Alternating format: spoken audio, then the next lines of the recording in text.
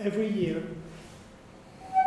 on August 6th, at 8:15 a.m., Japan commemorates the nuclear tragedies of Hiroshima and Nagasaki.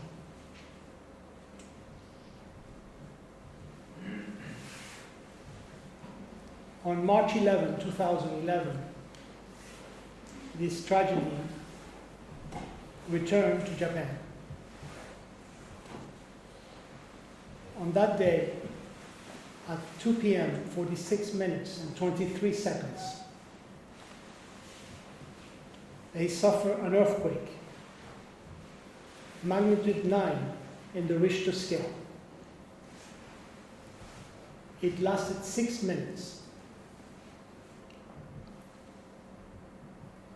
The waves of the tsunami that followed the earthquake were 40 meters high. 15,833 people died instantly. 2,667 were missing, and 6,145 were wounded.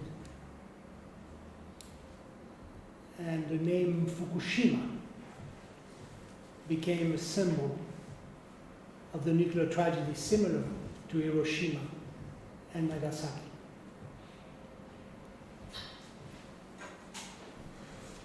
These are 4 nuclear reactors of Fukushima that were affected by the tsunami.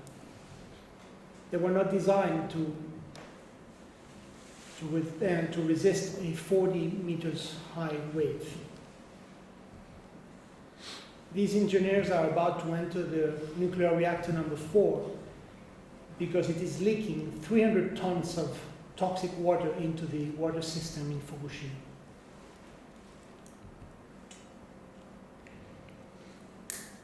The radiation levels were 1,000 times higher than acceptable.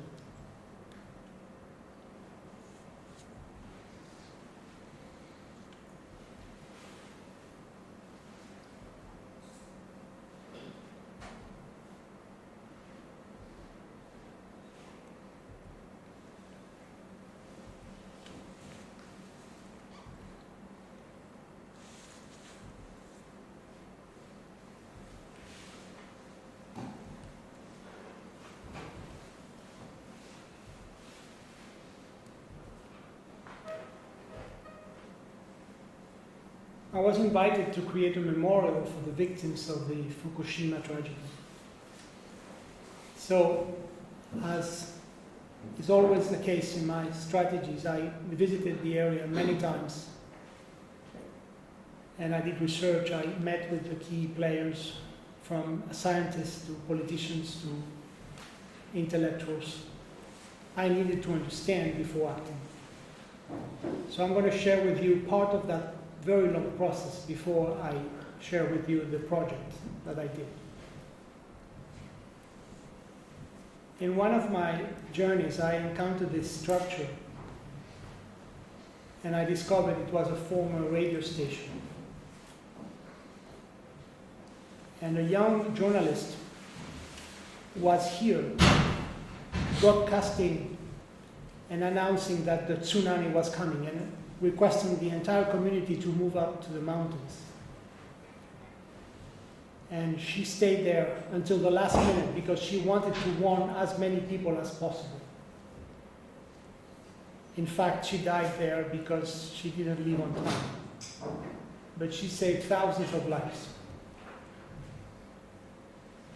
And a very spontaneous memorial was created at the base in her honor. The antennas from which her voice was heard are still up.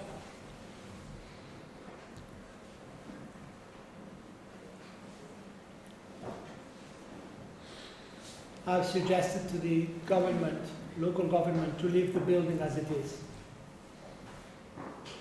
Her name was Miki Endo.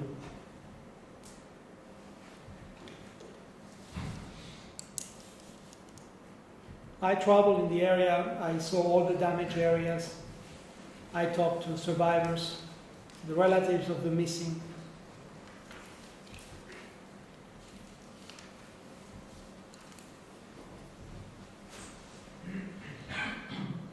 I visited 6 refugee camps where 15,000 people were installed at that moment. Today there are still 100,000 people waiting for a home. These are really huge containers transformed into homes.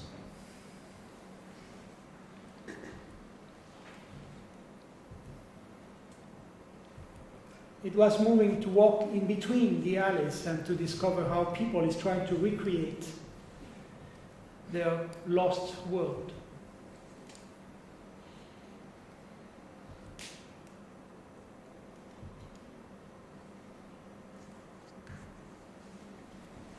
And the solitude in these places was unbearable. This is people that of an old age that have lost everything.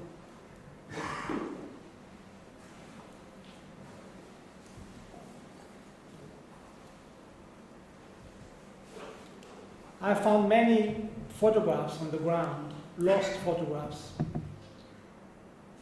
damaged photographs of people that I don't know and I will probably never meet. And I don't know their fate.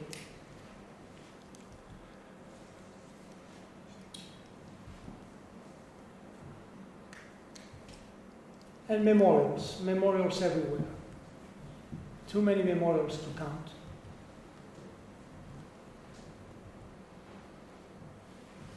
The building that housed the main newspaper of Fukushima was destroyed by the tsunami. But these heroic newspapermen and journalists, they decided to keep working in a set-up office next door. And they wrote their stories on large sheets of paper because their machines had been destroyed. And they post them outside in the streets to inform and keep the community together.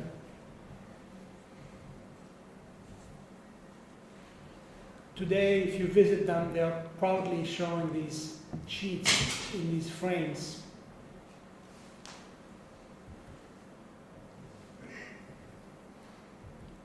This one is particularly poignant. This is the next day after the tsunami, and this carries all the names of all these surrounding communities and the number of missing people at that moment.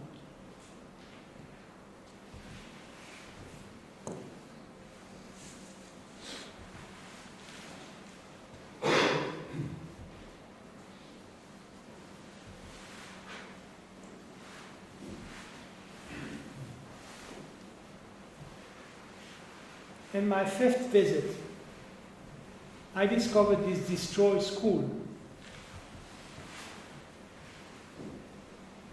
And I learned that many children who were students here had died because of the tsunami. They were misinformed by their teachers, and they didn't leave on time.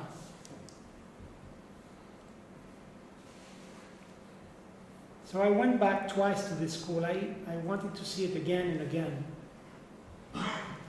It was as if I could feel the presence of the children who had died.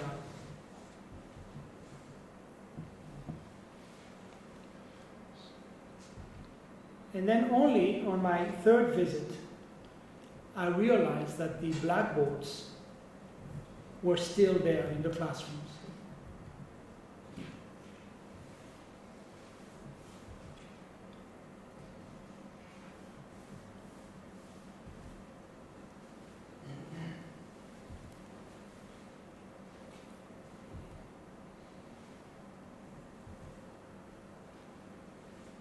And I started thinking,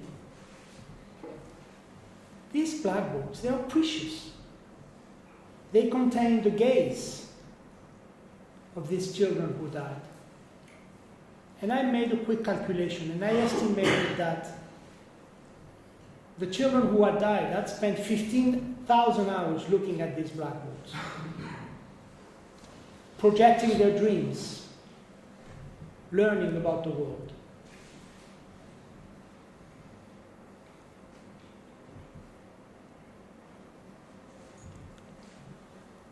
15,000 hours. That's when I created the project. I titled it Umashimenkana, which means we shall bring forth new life. It's the title of a poem by Sadako Kurihara, a great Japanese poet and anti-nuclear activist that I had worked with before in an earlier project in Japan. Sadako was a survivor of Hiroshima. She was living in Hiroshima when the nuclear bomb hit. She survived. Her neighbor survived, and her neighbor was pregnant, and she gave birth to a baby that evening, the evening of when the bomb fell.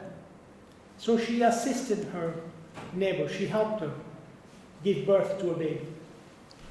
And the next morning, exhausted, she wrote this poem, Umashimenkana. We shall bring forth new life. Even in the middle of the tragedy, we must bring forth new life. So, because she was such an anti-nuclear activist, because I've always liked this extraordinary poem, I decided to title my memorial Umashimenka and dedicate it to her and to the children of Ishinomaki, which had died in their schools.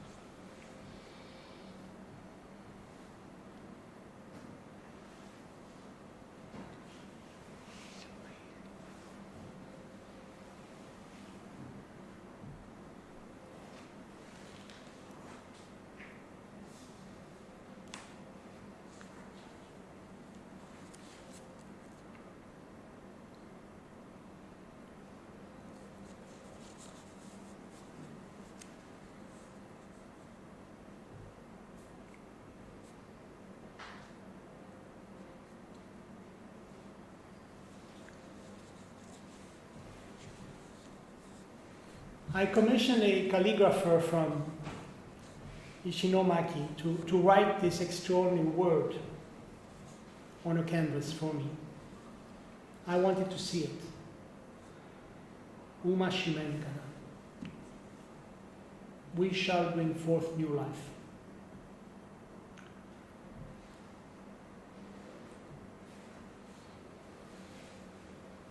For the memorial, I secured a very large space.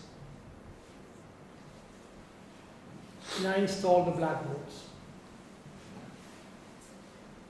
The blackboards that had witnessed 15,000 hours of the gaze of these children.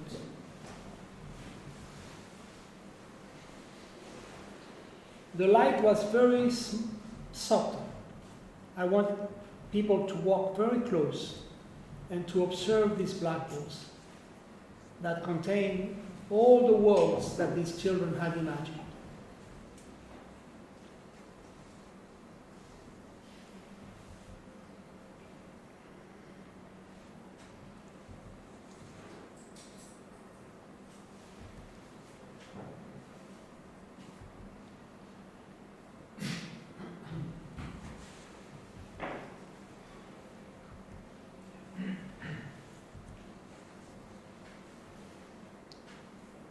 People was invited to enter this very dark space and walk slowly around and looking at these blackboards. And then this is what happened every 3 minutes.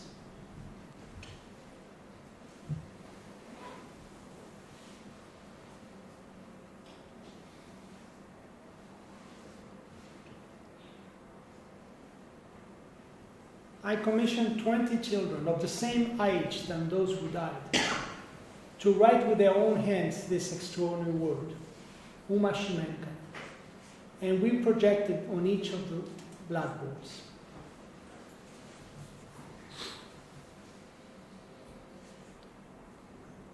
And they would fade in and fade out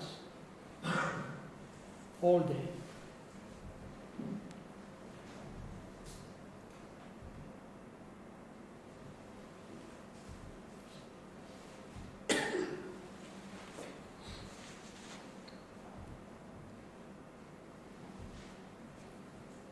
Umashimenkana. We shall bring forth new life.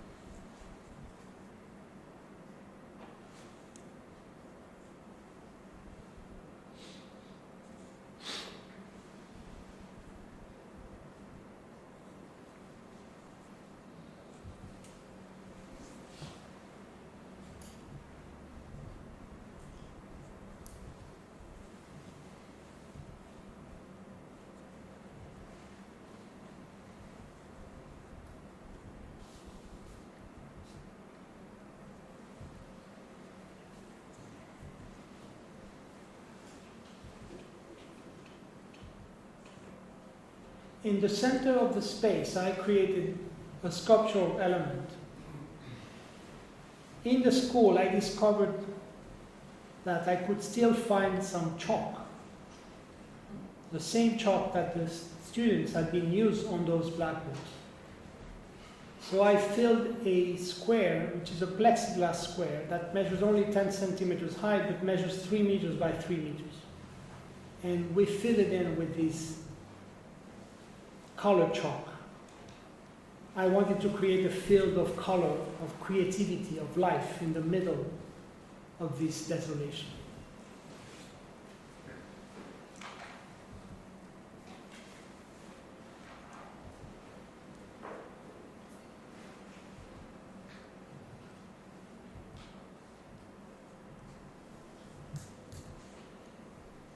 Umashimenkana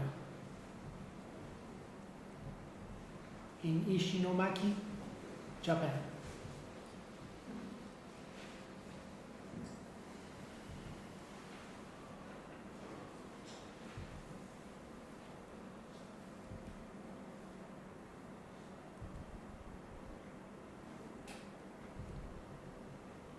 I'll take you now to Santiago de Chile.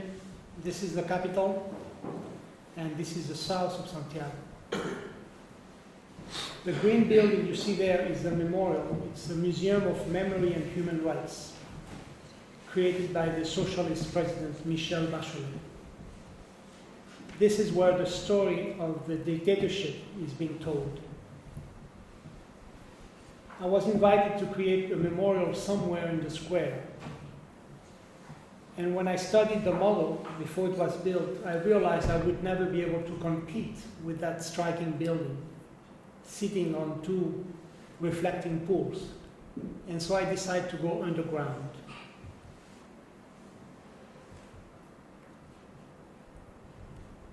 And so you can walk downstairs to my memorial, or you can take an elevator, before or after entering the museum.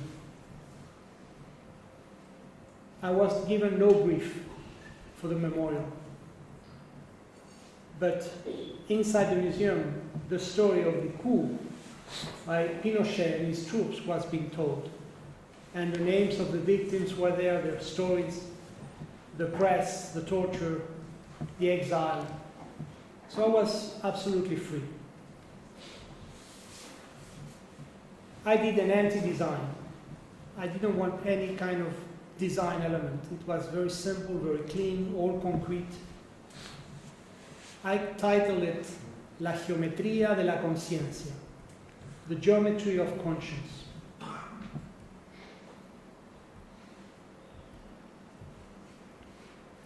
You walk down 33 steps and you reach a level minus 5 meters. You will enter from the right and you will exit from the left.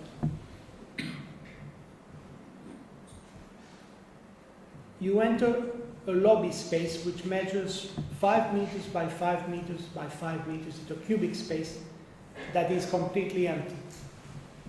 There is indirect lighting coming from 2 side walls, and there's a guard welcoming you. And he will say to you, "Welcome to the geometry of conscience." Please turn off your phone, and I will open the door of the memorial for you. You will remain inside for 3 minutes in silence. He opens the door, and you go in. And you're faced with full darkness for 1 minute. 1 minute of darkness and silence.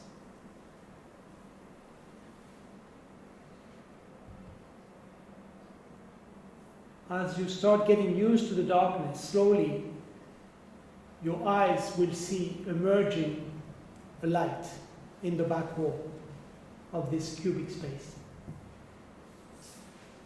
And this light will start a process of intensifying and going from 0% to 100% in a minute and a half. And the light increases and increases and increases up to blindness. And you will realize that these are silhouettes. And slowly, as your eyes get used to it, you will realize that the two sides of the cube are mirrored. And so the silhouettes in the back wall are reflected to infinity on both sides.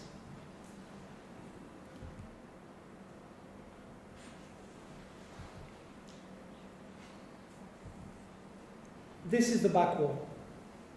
All the rest are reflections on the mirrors, on the opposing mirrors. These silhouettes belong to two kinds of people. Half of them are victims of the Pinochet regime, of the military coup. They were killed by Pinochet. The other half are anonymous people that I photograph in the streets of Santiago. Here I'm mixing the living and the dead. This is a metal wall, and we cut out the silhouettes with laser. And we covered the silhouettes with a white plexi. And behind we have a complex system of LED lighting controlled by a computer. I had, of course, access to the faces of the missing people. We call them los desaparecidos. People like Dignaldo Emilio Araneda Pizzini. And with a very simple process, we created the outline and we removed the face. So the spectator is illuminated by these faces of the living and the dead.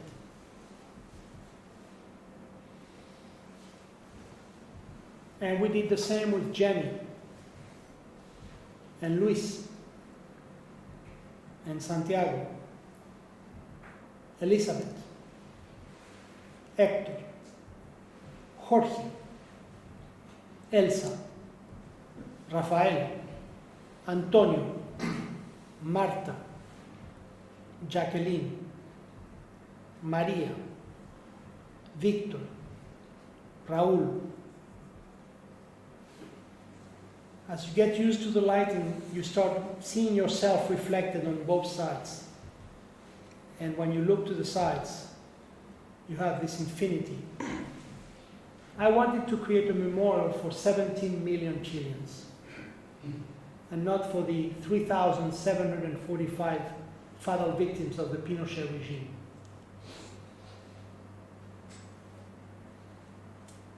I wanted to create a different model of memorial. I had realized that when commissioned this project, I visited 17 memorials around the world, and I discovered that memorials are crypts, are mausoleums where we bury our victims as if we want to get rid of them, and we leave them there alone.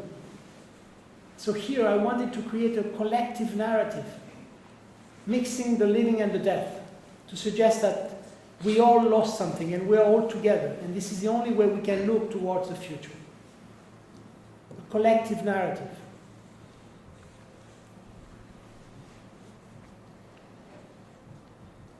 After a minute and a half of intense lighting, blinding you, suddenly, without warning, it will go dark again for another 30 seconds. But this time it's not real darkness because of what we call the after-image effect. Your eyes have been impregnated with these images, and you will go out with them, taking them with you.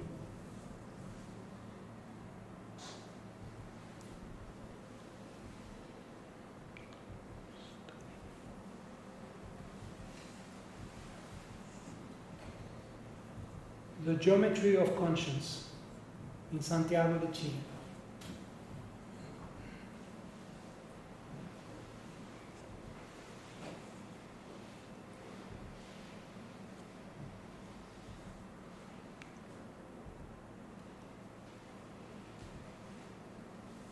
This is Skoghall in Sweden. Skoghall is a city of 80,000 people. This is the city hall. And this is their main church. This is the main pedestrian street. On the left, you have a huge building, which is a supermarket. It's a middle-class town. And this is how people live. In the world of architecture, we call Skoghall a company town, because before there was a town in Skoghall, there was just nature. But the largest paper mill in the world, called Stora Enso, decided to come here and set up their headquarters and fabricate paper. So they created their factory, and they brought in 3,000 workers. Of course, they had to give them habitat. They had to give them a hospital. They had to give them a church and a school. And a city was born. Today, 80,000 people live here, and the entire economy of Skoghall revolves around the paper industry. This is one of the main factories where the paper is being produced. Stora Enso produces a paper called Tetra Pak. And Tetra Pak is what we use to make milk and juice cartons. And they export it from here to all around the world. This is the Finnish product, and it goes in huge containers and they ship it. In my research around the city, I quickly discovered that every single infrastructure, civic infrastructure of Skoghall had been financed by the paper company. And I quickly discovered that something was missing. There was no Kunsthalle. There was no space for art. So I immediately decided that this was going to be my project. We have to build a Kunsthalle. How is it possible that for 30 years we haven't had Kunsthalle?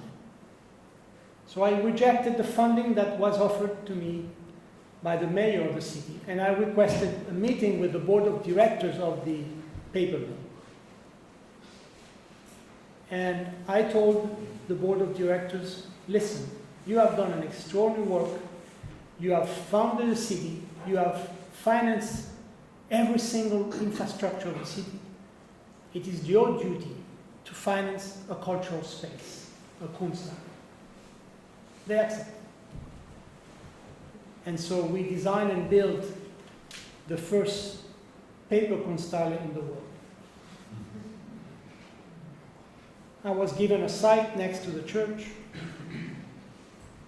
It measures 6 meters high, 8 meters deep, and 20 meters long. It's made of many layers of Tetra Pak, tense between these wood beams. The ceiling is paper, the floor is paper. We designed in such a way that we get a lot of natural lighting from one side because we could not use electricity.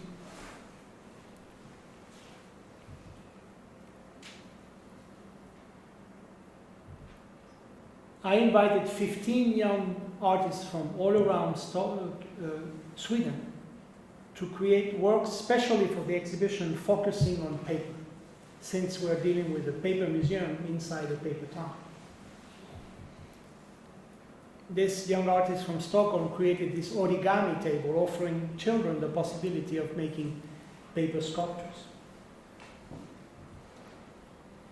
This one did a survey on the phone and asked 50 inhabitants of Skoghall, how is it possible that in 30 years you never thought about the need of having a Kunsthalle, a space for art? Most people answered, we are fine like this, we don't need one. This is the opening. The entire community came. They wanted to see what does a Kunsthalle look like. We had music from the Paper Mill Orchestra, because they own everything.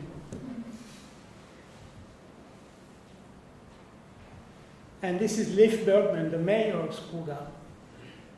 We did a beautiful opening speech, and at one point he said, I don't know about you, but for me it's perfectly natural that this artist from Chile who lives in New York come to Sweden and gives us a museum.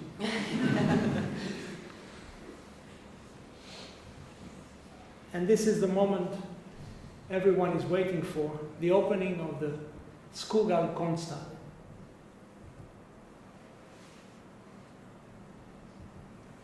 And like in most openings, you cannot see anything.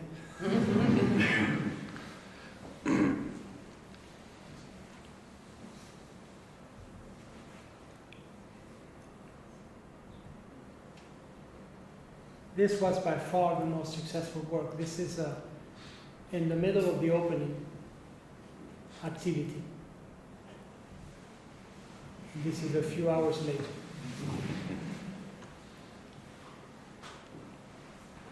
Exactly 24 hours after the opening, we took down the Swedish flag and we did this.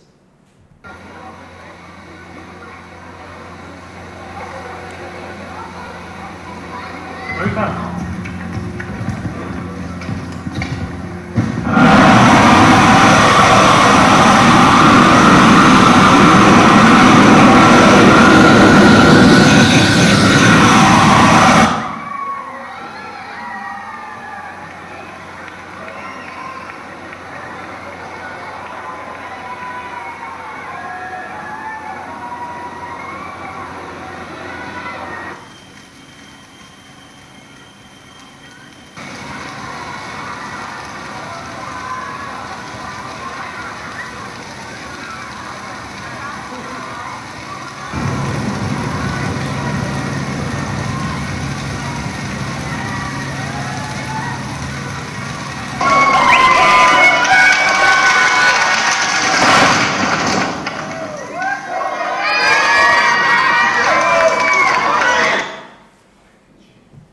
The burning was pre-planned.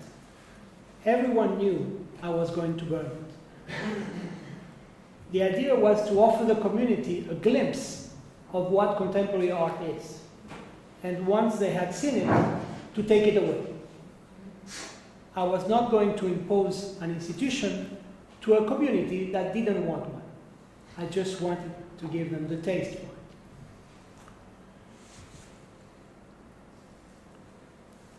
One hour before the burning, a group of Skoghall citizens came to see me. I was having dinner with the mayor, and they said, Mr. Jaar, congratulations. Now we understand why you're doing this. Please don't burn it. Please, let's save it.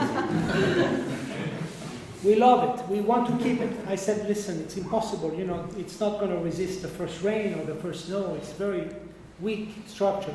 But let's save something. Let's save the structure, the foundation, and we can rebuild a stronger one later. I said, listen, I'm really sorry, but it will not resist the next rain or the next snow. And besides, I've been working with the fire department for 6 months in order to burn this properly and not burn the village. But that's exactly what I wanted. I wanted them to see the value and of course, to wish for its existence. A few hours later, another group came to see me, and it was a group of local ecologists. And they said, Mr. Jaar, why don't you give us the wood? We would like to build a playground for children in the center of town. I said, but why my wood? You have been making paper for the last 30 years. Go get your own wood. They said, well, we're ecologists. We don't think it is right for you to burn this wood. So we would like to use it for another project. I said, I'm sorry, I need to finish my project. Please go get your wood. They said, Mr. Jaar, we will boycott your museum. We will sleep inside until you go back to New York. And that's what they did. So I had to negotiate. And I proposed to them, listen, if you let me finish my project, I will design the playground for free if you get your own wood. They accepted. So a year later, I received a phone call from Skoghall, and I designed a playground for free with the wood that they got from the pig.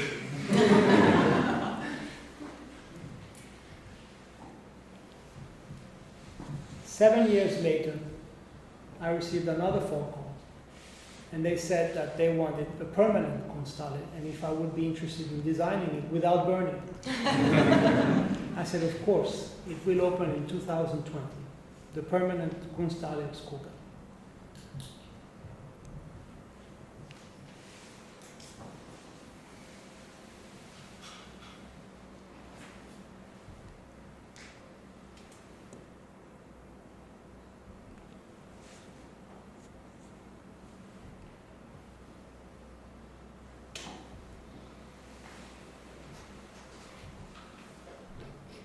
This is the city of Montreal in Canada. As you walk from the center to the south, you will go through an area called Chinatown because there's a large Chinese community. And then you will reach the cathedral, which marks the border between the old and the new city. And the old Montreal is an area with cafes, boutiques, and restaurants. It's quite fashionable. Clubs, and there are a lot of pedestrian streets. And the scale is much more intimate than in the center of the new Montreal. I was invited to create a public intervention in that building that is called the Cupola. The Cupola was the siege of the Canadian Parliament, but it burned. So it was rebuilt because it's a national monument. And it burned again. It was rebuilt a second time because it's a national monument. And it burned again. It burned 5 times in its history. And 5 times it was rebuilt. But after the 5th fire, the Canadian Parliament moved to another building. And they invited me to create a project here. It's a very high tower. It's equivalent to 9 floors. And it's empty inside. I'm here on the roof of a church, which is 100 meters away, and I wanted to see the outreach of these windows. And approximately they can be seen at a radius of 5 blocks all around.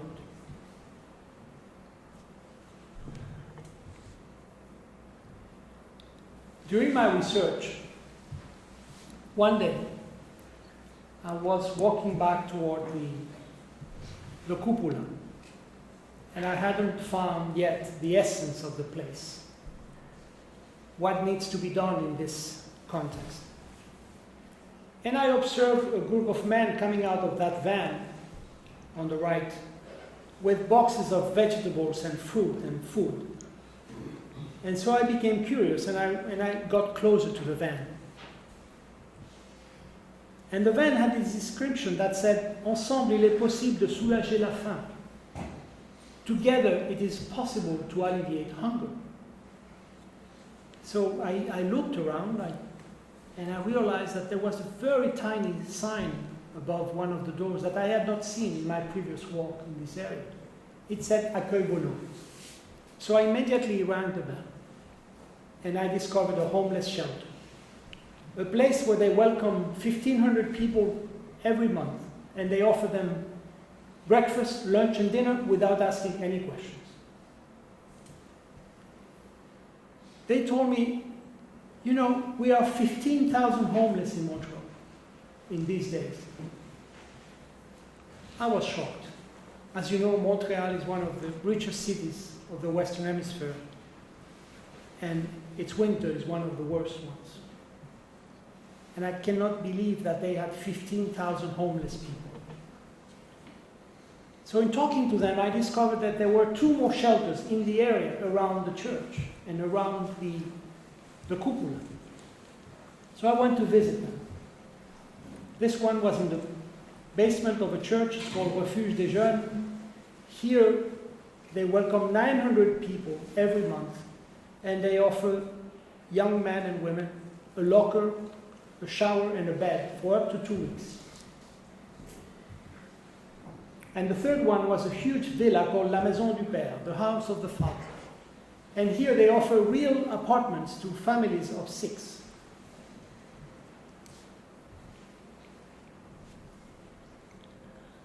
I was shocked, and in my outrage, I decided to do a project about the homeless in Montreal.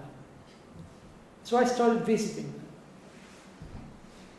And they told me what I suspected. They feel invisible. They told me they go out in the streets and no one sees them. They are like a garbage can or a lamppost. This is a phenomenon that occurs in every big city. We just tend to look the other way. They explained to me, but you know, it's not that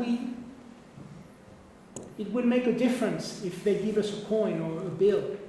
That's not what we're looking for. We're looking to recuperate our humanity. We want a hello, a conversation, a coffee.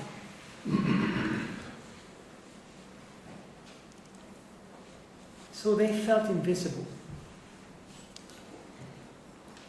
At the same time, they saw that I had a little camera which I use for reference. I'm not a photographer. And they said, but please do not take us photograph. I had no intention, but they insisted, quite a few of them, please no photography. They explained to me that they don't want to be represented as homeless people. They have their dignity, their pride. They don't want to be shown outside as homeless people. Even the best, beautiful, the most dramatic portrait will not do. And so I went back home to New York, and it took me 3 months to come up with a project, and I came back with a project in order to resolve this issue of visibility, but at the same time without taking portraits. And I proposed the project to all 3 shelters at the same time, and I asked them to please vote on it. I want every member of the shelter to vote on this project and to approve it, and I will realize it only if I have your approval. They did. Inside the cupola, we installed 150,000 watts of red lights in such a way that when the lights are triggered, the cupola becomes red for just a fraction of a second, like this. And we connected this to a device that we installed in the 3 shelters. I'm going to go down inside the shelters, but I'm not going to show you a single human being. This is the reception area of Refuge des Jeunes. And if we look at the poster on the right side, this one, it is there on your way to the lockers. There is a photograph, the title of the project, Lumière dans la ville, lights in the city, and a text that explains the project. Basically, it tells you, if you'd like your presence to be known inside this shelter when you're entering, please push this button. And when you push this button, the light will go red for a second on top of the cupola. We have the same sign here on your way to rooms 1 to 45 in La Maison du Père, and here in the Accueil Bonneau. Lights in the city. This intervention tries to inform society of the daily situation of homeless people. A red flashlight will illuminate the cupola every time like someone like you will push this button. We want to witness your increasing presence in the shelters of Montreal, but we want to respect your dignity and your privacy. The cupola will be transformed in a socially painful sign. This intervention will metaphorically reproduce a distress signal visible day and night in the old Montreal area and beyond. Let's hope that this action will create outrage to the social conscience and may have the power to transform your condition in the shelters. A similar device has been installed in 3 shelters: Accueil Bonneau, Maison du Père, and Refuge des Jeunes. So people came at night to have fun, to have dinner, to dance. to drink, and this tower was always visible. And once in a while, the lights would go red, telling them that another homeless person is entering another shelter. We made the front pages of all newspapers and magazines, and journalists came in to interview the homeless and to talk to them. They became human for a short moment. It was such so that the younger homeless, they started spending the entire night around the bottom, pushing it, because they wanted the light to go on all night. The other 14 shelters in the city wanted to join us and be connected. They wanted to transform this tower into a tower of shame for the city. But unfortunately, after 6 weeks, the mayor said enough is enough, and he turned off the project. So what I wanted to do was to do a portrait of homelessness without displaying faces. That red flashlight indicates a light that is allowing us to see them, to take their portrait, but without showing them. But it's also something else. The red light suggests a fire. The same fire that destroyed this place 5 times in its history. But this time, it's not a fire that is destroying this tower. It's a fire that is destroying Canadian society for allowing 15,000 people to go homeless every night. Lights in the city, in Montreal.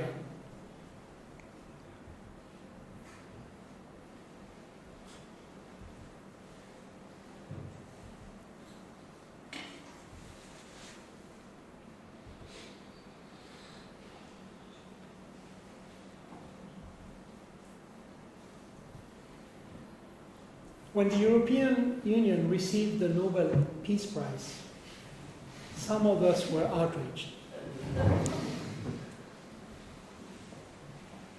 A Europe that has become a fortress and that has been expulsing immigrants in a despicable way. This is the reception of the prize.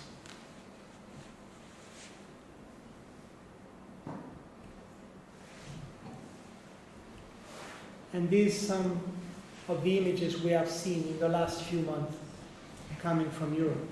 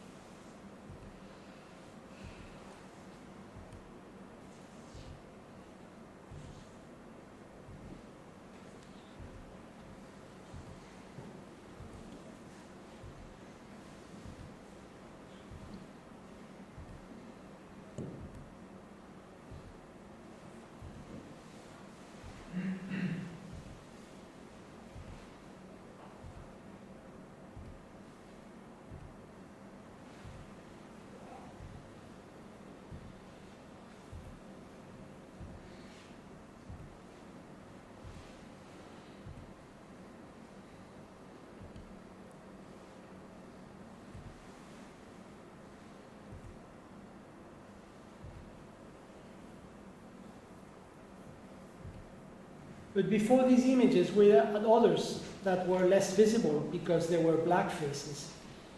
And they were coming from Africa. And they ended up in Spain, in Portugal, in Italy, and in Greece.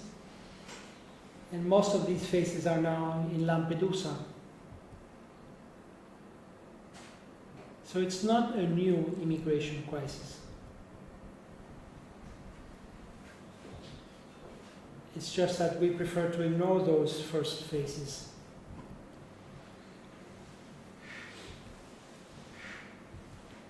As some of you may know, Lampedusa is an open-air prison today.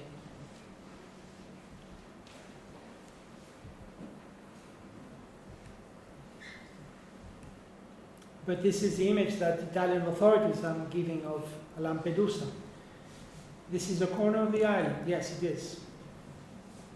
But the rest is hell.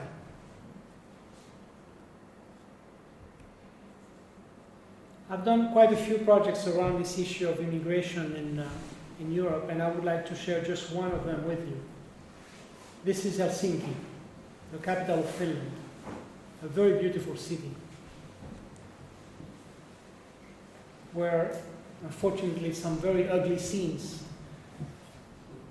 have been seen lately.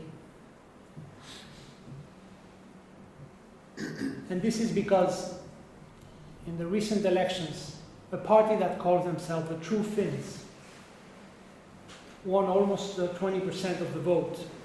And the True Finns are anti-European, anti-immigrant, xenophobic. They want to expulse immigrants. They want to get out of the European Union. A few years before, I had been invited to do a project in Helsinki. And in my research, I quickly discovered that it was an extremely homogeneous society.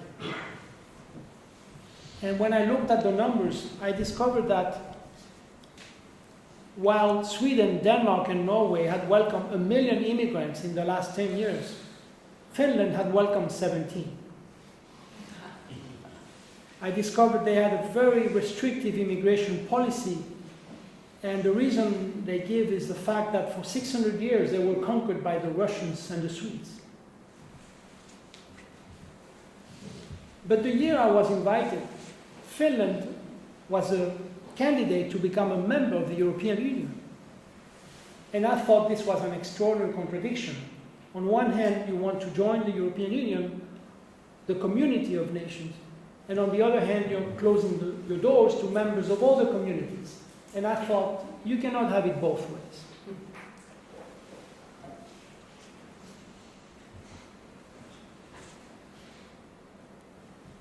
So I decided to focus on this issue, immigration or non-immigration in Finland.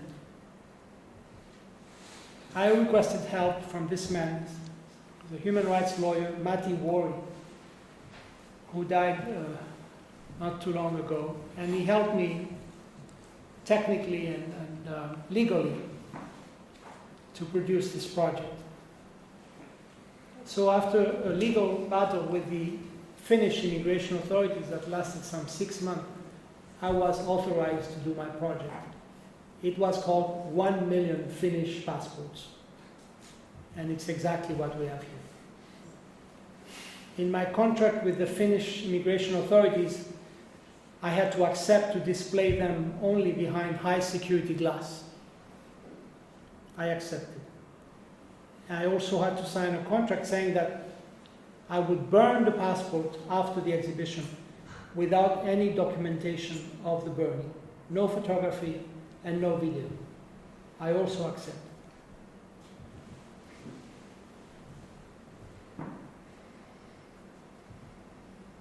Why 1 million? I had calculated that most European countries, 20% of their populations are either foreigners or people of foreign descent.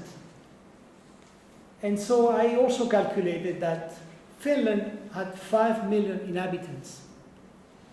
So if Finland had a normal immigration policy similar to their neighbors, they should have accepted by now 1 million immigrants.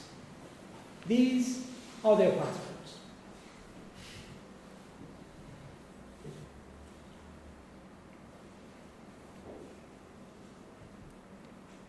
With this very simple gesture, I wanted to ask the people of Finland, do you want to remain insular? Or do you want to welcome new faces, new sounds, new ideas, new colors?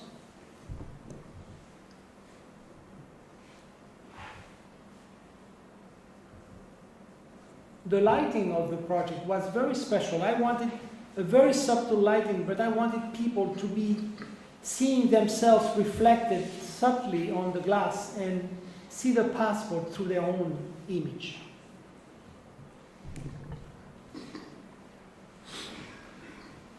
The project triggered an enormous amount of discussions and public discussions in the media, in the cultural world, about why are we so insular? And so my objective was achieved. But the most beautiful and moving reaction was a young man came to see the exhibition in the morning, and he was moved by the piece, and he came back in the afternoon with his own passport and threw it on top of the pile as a sign of solidarity.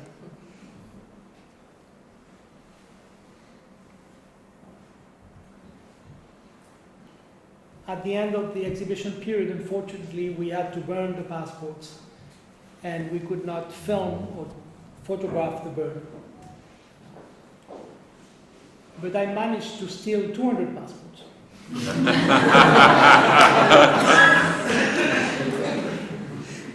And I still don't know what to do with them. 1 million Finnish passports in Helsinki.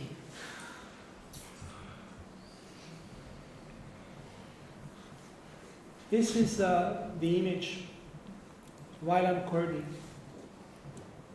that may have changed history, because finally we saw them.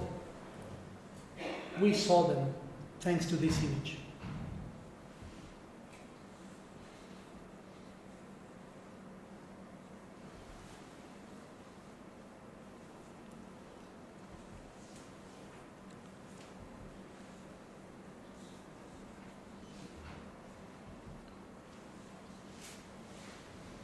This is Island's father in front of the house in Kobani that they were flying from. They were flying total destruction. The entire city of Kobani is destroyed like this.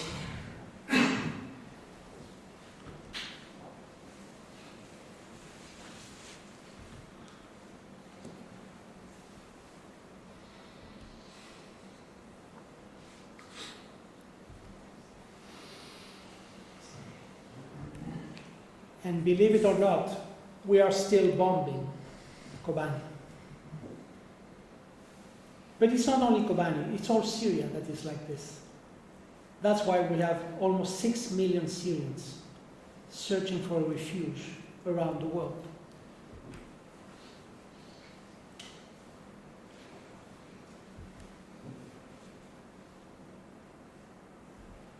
And if the destruction by bombs was not enough, they're also being gassed.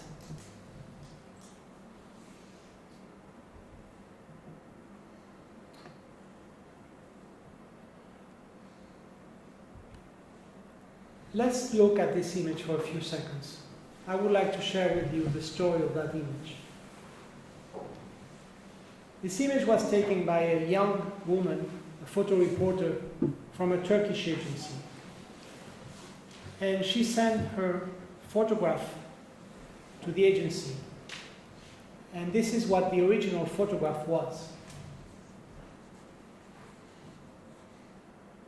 We have a photographer, we have a policeman, we have 2 men fishing in the back, we have a car, we have a road, we have another car on the left.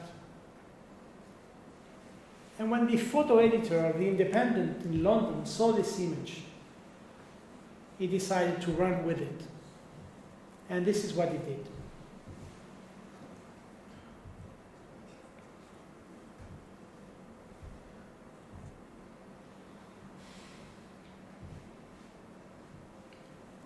Somebody's child, it says.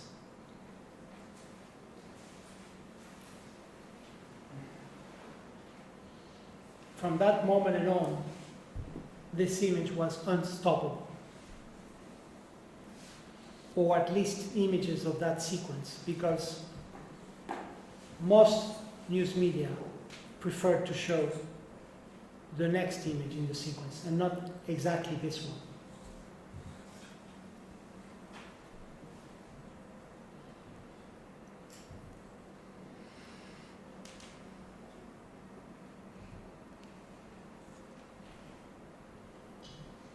One of the extraordinary effects of this image was the shift that many newspapers and news organizations undertook when they published this image. This is the Daily Mirror. with this full cover image, unbearable, it says. The same Daily Mirror that the month before was saying 2,200 migrants stormed the Channel Tunnel. Brit tourists warned to avoid Calais. Or Calais crisis, send in the dogs. This is the same newspaper. This is the power of a single image.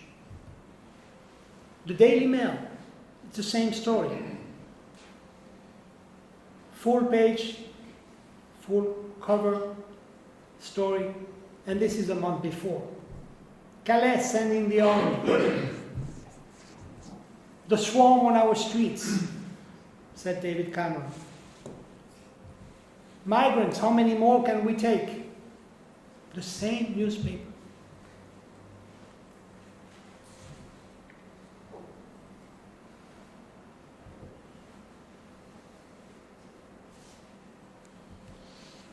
Le Monde had an editorial on its front page with a full image, more in a square format. And the editorial that continues in the back. Never a photograph had created this kind of reactions. Open the eyes, it says. Libération went the other way. Libération had this image on the cover, agir, act. But inside they dedicated 6 pages to the immigration, the so-called immigration crisis. And they dedicated 2 pages to Ireland.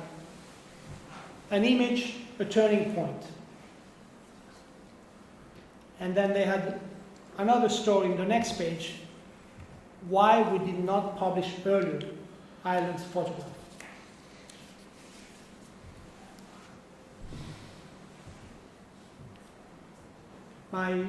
My favorite text was here in La Stampa from Torino.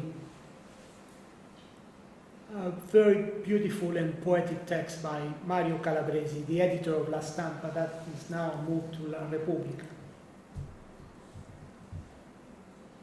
The beach where Europe dies.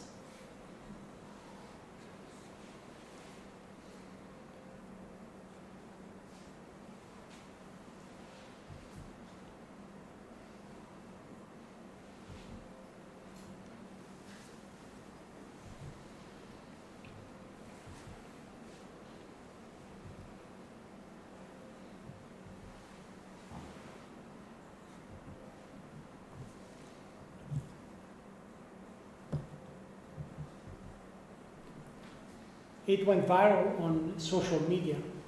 This is just a very short selection of Twitter.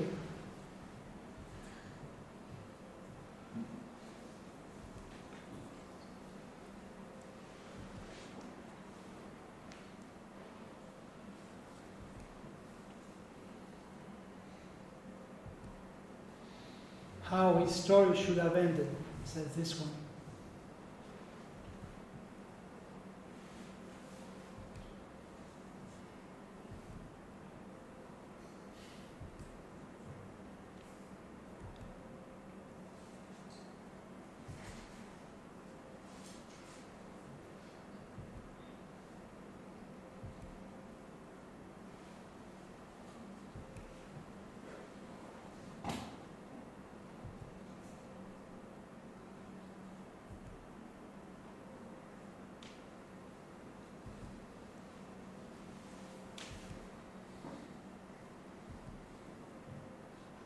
This is a performance group in Tunisia.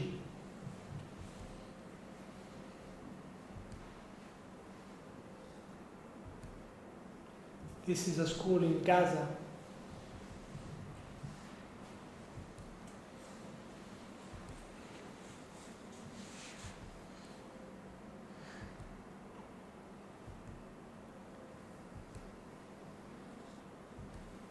This is a graffiti in Sao Paulo, Brazil.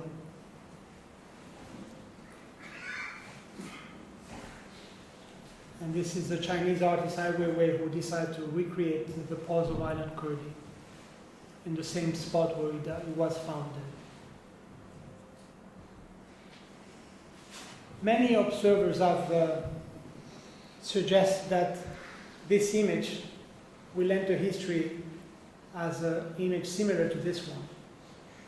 It's a photograph by Kevin Carter, a photo reporter from South Africa, that took this extraordinary image about hunger in the Sudan, of this vulture waiting for the death of this child. He got the Pulitzer Prize for this image, and then he was attacked from all sides, and he committed suicide. And of course, people makes a reference to this image. Some observers believe that this is the image that stopped the Vietnam War. We must remember that it is always about editing. Editing, editing, editing. There is a whole series of images in that sequence. Images like this one, for example. But no, this is the image that made it. We would need an entire lecture to discover and to analyze why this image is the one that made it. But it's time to let Alan Kurdi rest.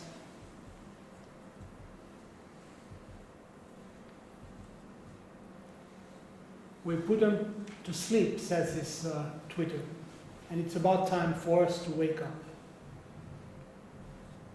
You just stop the war, and we don't want to go to Europe.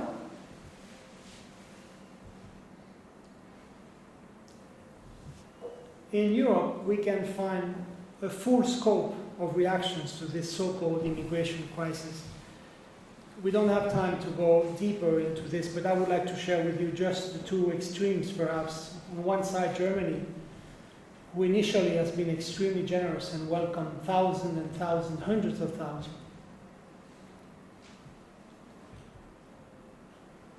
It was quite moving to see Germans going to supermarket to buy products and to welcome the refugees in train stations and give them everything.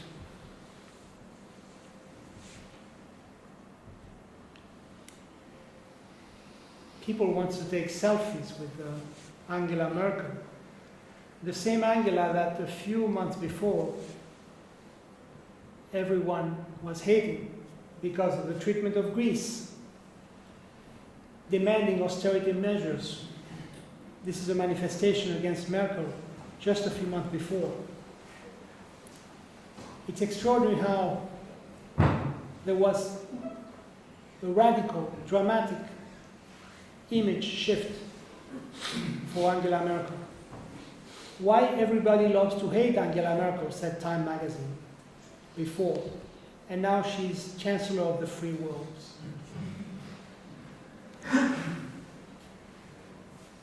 She said something interesting which is important for a politician to realize. She said, in many regions war and terror prevail, states disintegrate. For many years we have read about this, we have heard about it, we have seen it on TV. But we have not yet sufficiently understood that what happened in Aleppo and Mosul can affect Essen or Stuttgart. We have to face that now.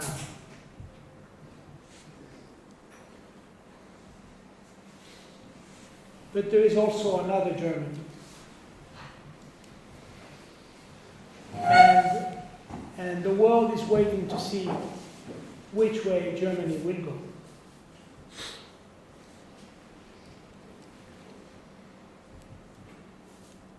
On the other extreme, perhaps we can find Hungary. In this cover of Libération, it is the shame of Europe. And it's because this man, clearly a fascist, this is the prime minister, his name is Viktor Orban,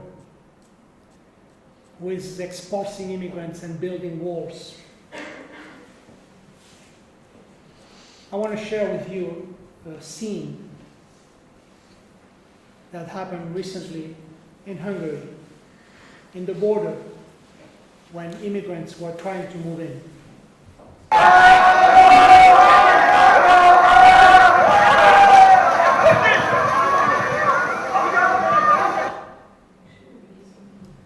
is a journalist.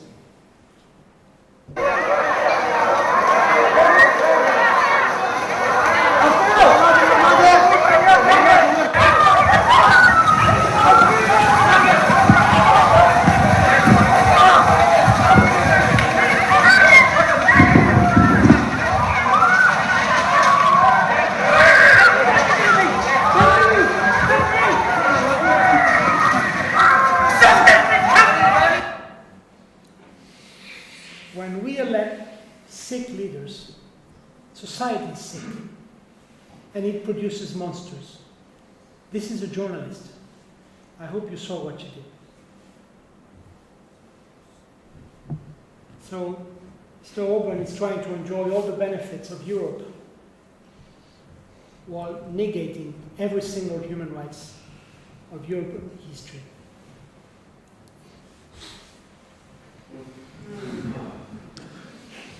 We live in difficult times.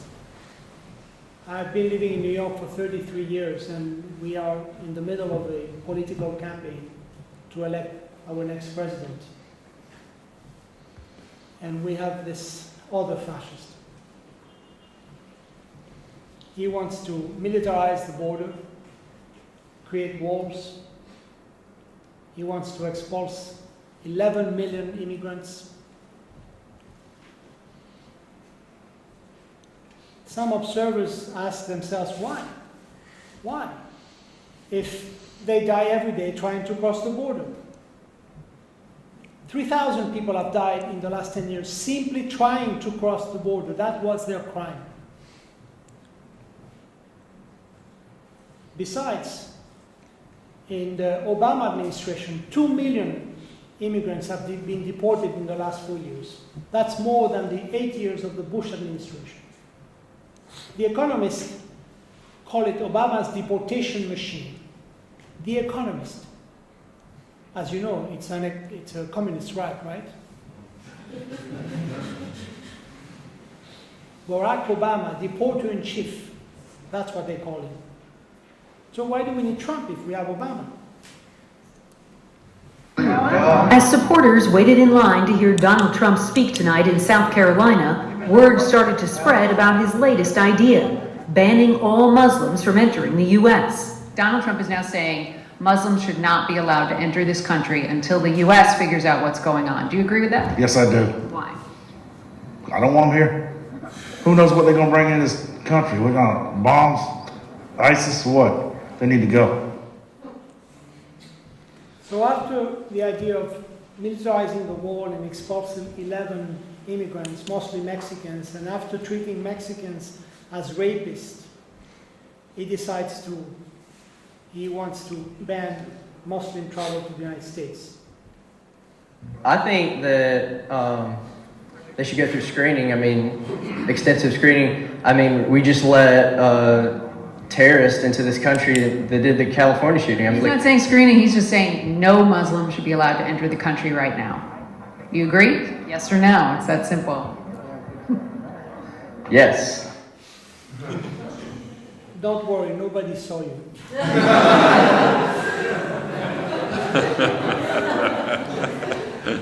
But this is not all. I want to share with you 1 minute of a segment on CNN also between a journalist and a former CIA analyst. And he asked him the question, how do we deal with this? I read your blog, as you know, and it seems to me that you've presented this as an all-in or all-out proposition. I know what all-out looks like. What does all-in look like to Michael Scheuer?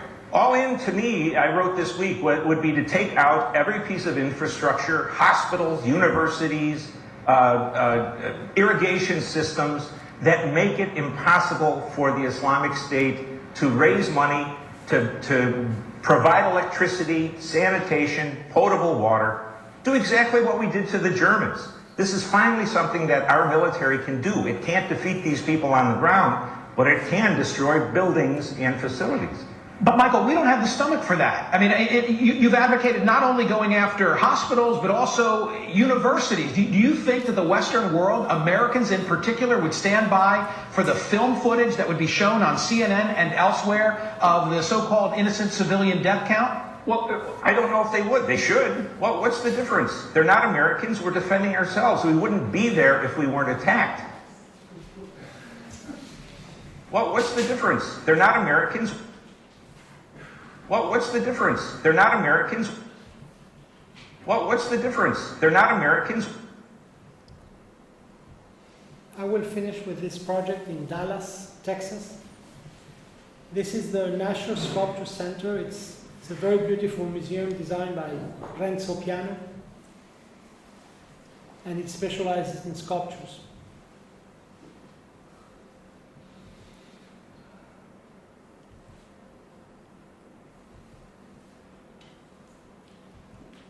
It has a fantastic collection of Giacomettis, perhaps the best in the United States.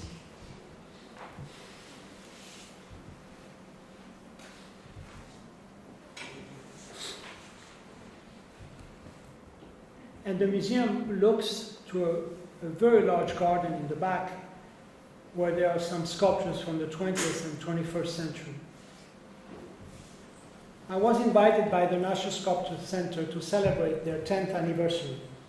It's a young institution and they have done an extraordinary program, and it's one of the 5 top museums in the world. And they wanted to celebrate this in the city of Dallas with a public intervention. After analyzing their program and their history, I discovered that it's definitely one of the best museums in the world, but that their audience was quite limited. It was a very rich and white audience that lives in downtown Dallas around the museum. But it was not a museum that invited so-called minorities, the Latinos, the African Americans, the Asians, people living in the periphery, people in general without access to high culture. This is a sculpture by Richard Serra, and this is a Rodin next to Serra. Who would have thought that Rodin and Serra could go together, but they do.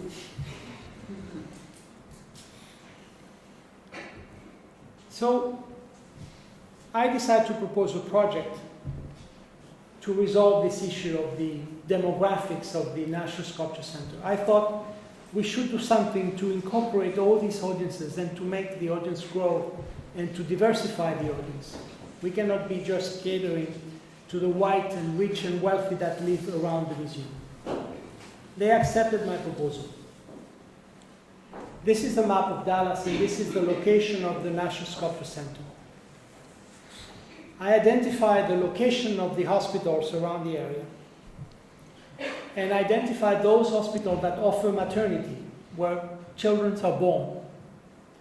And of those hospitals, I selected 3. One hospital which is known as the Latino Hospital. Another hospital that is known as the African American Hospital. And a third one known as the Hospital of the Illegals. So I decided to work only with those 3 hospitals. And decide to work in connection to the maternity rooms where they give birth to new citizens of Dallas. But these new citizens belong to these minorities that have never been to the museum.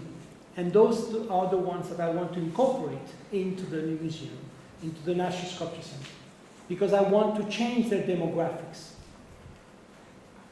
This is the birth room. This is the moment where the babies wait, and when we can hear his first cry, which is a cry of life. Well, what's the difference? They're not Americans. And so I built inside the garden, even though they wanted me to do a public intervention in the city, I thought, no, we will do it in reverse. We will do it inside the institution, and we will bring this audience that's missing from your demographics. So we built a pavilion that measures 7 meters by 7 meters by 7 meters. It's a perfect cube, done with wood and 15 shades of green plexiglass. It's sitting on a reflecting pool, and I created a bridge in order to access this pavilion. So it mimetized with the green and the trees and the sun and so on. So depending on the position of the light, it will look very visible, or almost invisible.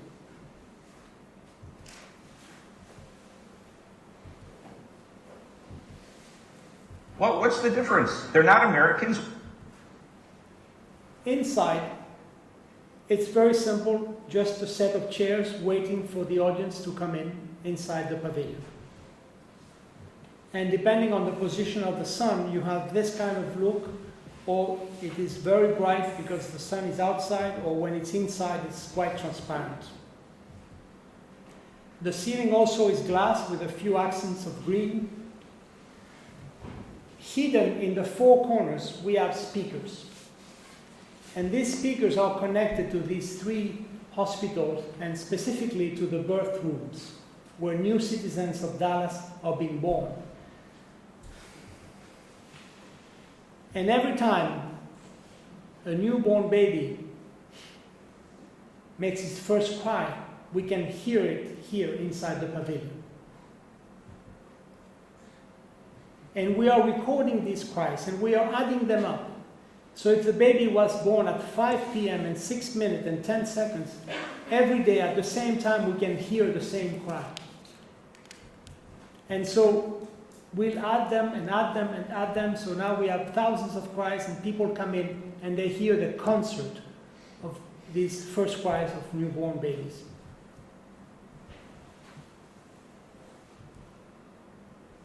To the families that participated in the project, we are offering a 1-year free membership.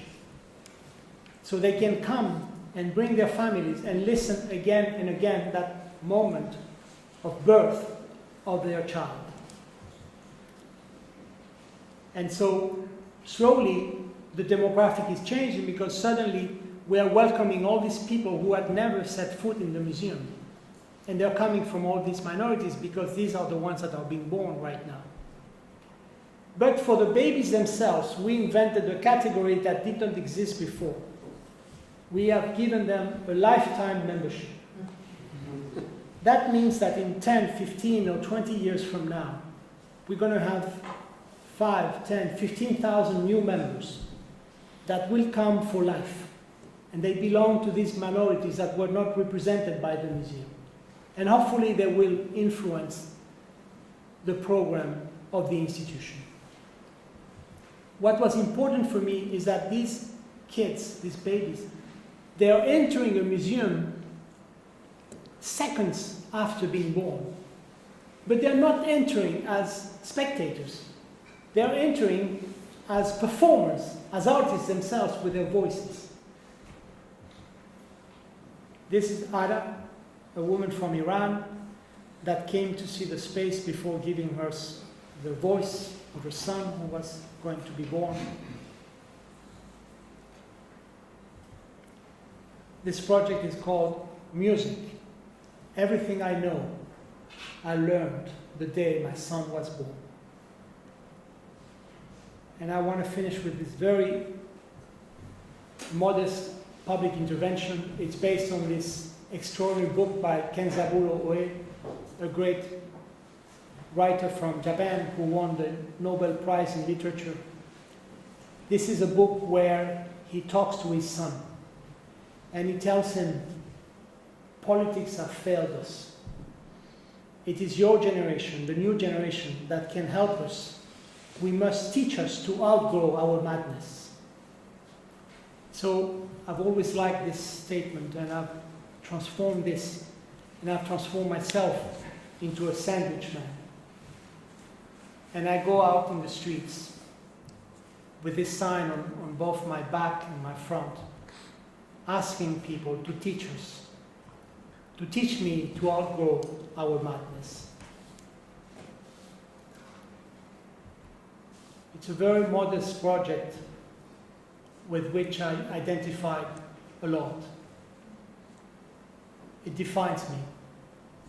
I go around the world and I implore, I beg, I cry to people that I don't know to help me, to outgrow our madness. Thank you.